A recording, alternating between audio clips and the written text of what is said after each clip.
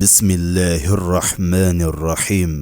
حضرت ابو سالبہ خشنی رضی اللہ عنہ فرماتے ہیں کہ حضور اقدس صلی اللہ علیہ وسلم ایک بار ایک لڑائی کے سفر سے واپس تشریف لائے۔ آپ نے مسجد میں جا کر 2 رکعت نماز پڑھی اور آپ کو یہ بات پسند تھی کہ سفر سے واپسی پر پہلے مسجد میں جائے اور اس میں 2 رکعت نماز پڑھے، پھر حضرت فاطمہ رضی اللہ عنہا کے گھر جائے اور اس کے بعد اپنی بیویوں کے گھر جائے۔ چنانچہ ایک بار سفر سے واپس تشریف لائے اور اپنی بیویوں کے گھروں سے پہلے حضرت فاطمہ کے گھر پر تشریف لے گئے تو حضرت فاطمہ نے اپنے گھر کے دروازے پر آپ کا استقبال کیا اور آپ کے مبارک چہرے اور آنکھوں کا بوسہ لینے لگی اور رونے لگی، تو ان سے حضور صلی اللہ علیہ وسلم نے فرمایا، کیوں روتی ہو؟ تو حضرت فاطمہ رضی اللہ عنہا نے عرض کیا، اے اللہ کے رسول، آپ کی یہ حالت دیکھ کر رو رہی ہو کہ آپ کا رنگ سفر کی مشقت کی وجہ سے بدل چکا ہے اور آپ کے کپڑے پرانے ہو گئے ہیں۔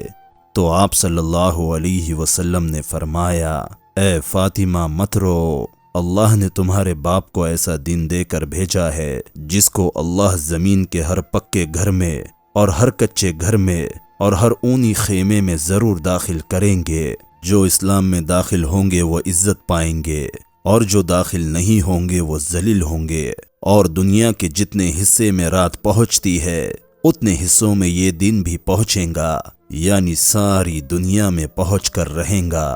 حضرت تمیم داری رضی اللہ عنہ فرماتے ہیں کہ میں نے حضور اقدس صلی اللہ علیہ وسلم کو یہ فرماتے ہوئے سنا کہ جہاں تک دن رات پہنچتے ہیں یعنی ساری دنیا میں یہ دین ضرور پہنچیں گا، اور ہر کچے اور پکے گھر میں اللہ اس دین کو ضرور داخل کریں گے، ماننے والے کو عزت دے کر اور نہ ماننے والے کو ذلیل کر کے۔ چنانچہ اسلام اور اسلام والوں کو اللہ عزت دیں گے اور کفر کو ذلیل و رسوا کریں گے۔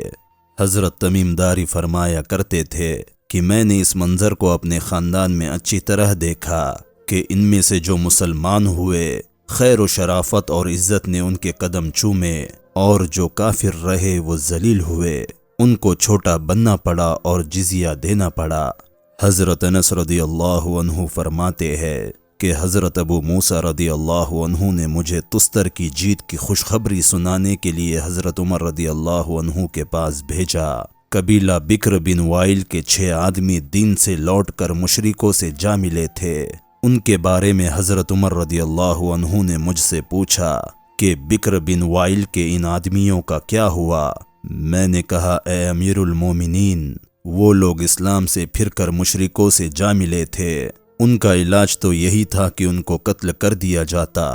یہ سن کر حضرت عمر رضی اللہ عنہ نے فرمایا، وہ لوگ صحیح سالم میرے ہاتھ آ گئے ہوتے تو یہ مجھے ساری دنیا کے سونے چاندی سے زیادہ پسند ہوتا۔ میں نے کہا، امیر المومنین، اگر وہ آپ کے ہاتھ آ جاتے تو آپ ان کے ساتھ کیا برتاؤ کرتے؟ انہوں نے مجھ سے فرمایا کہ وہ اسلام کے جس دروازے سے باہر گئے تھے میں ان پر اسی دروازے سے واپس آ جانے کو پیش کرتا، پھر اگر وہ اسلام کی اور واپس آ جاتے تو میں ان کے اسلام کو قبول کر لیتا، ورنہ انہیں جیل خانے میں ڈال دیتا۔ حضرت عبد الرحمن قاری کہتے ہیں، حضرت موسیٰ کی اور سے ایک آدمی امیر المومنین حضرت عمر بن خطاب رضی اللہ عنہ کی خدمت میں حاضر ہوا۔ حضرت عمر رضی اللہ عنہ نے اس سے لوگوں کے حالات پوچھے تو اس نے بتائے۔ پھر حضرت عمر رضی اللہ عنہ نے فرمایا، کیا کوئی عجیب و غریب بات تمہارے یہاں پیش آئی ہے؟ اس نے کہا، ہاں، یہ عجیب بات پیش آئی ہے کہ ایک آدمی مسلمان ہو کر پھر کافر ہو گیا۔ حضرت عمر رضی اللہ عنہ نے فرمایا، تم نے اس کے ساتھ کیا برتاؤ کیا؟ اس نے کہا کہ اسے بلا کر اس کی گردن اڑا دی۔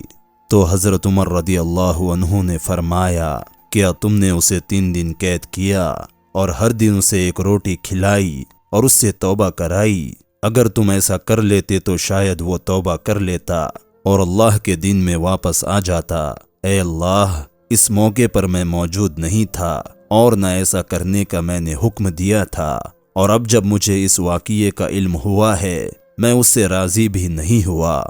حضرت عمرو بن عاص رضی اللہ عنہ نے امیر المومنین حضرت عمر رضی اللہ عنہ کو ایک خط لکھا جس میں انہوں نے ایک آدمی کے بارے میں پوچھا کہ وہ اسلام میں داخل ہوا پھر کافر ہو گیا پھر اسلام میں داخل ہوا، پھر کافر ہو گیا، یہاں تک کہ ایسا اس نے کئی بار کیا، کیا اس سے اسلام قبول کیا جائے گا؟ تو حضرت عمر رضی اللہ عنہ نے ان کو یہ جواب لکھا کہ جب تک اللہ لوگوں سے اسلام قبول کرتا رہے تم بھی اس سے اسلام قبول کرتے رہو، اسی لیے اب اس پر اسلام پیش کر کے دیکھو، اگر وہ قبول کر لے تو اسے چھوڑ دو ورنہ اس کی گردن اڑا دو۔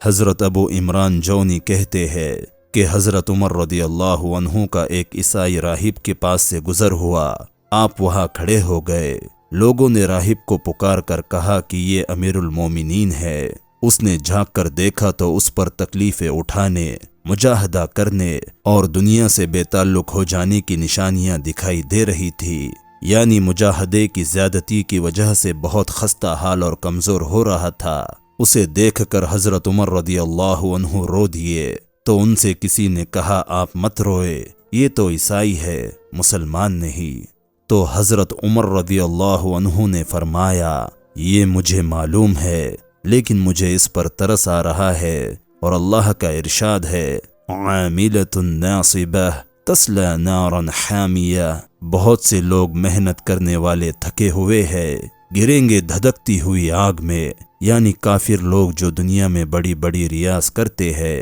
اللہ کے یہاں کچھ قبول نہیں ہوتی، اسی لیے دنیا کی مشقتیں اٹھانے کے باوجود دوزخ میں جائیں گے۔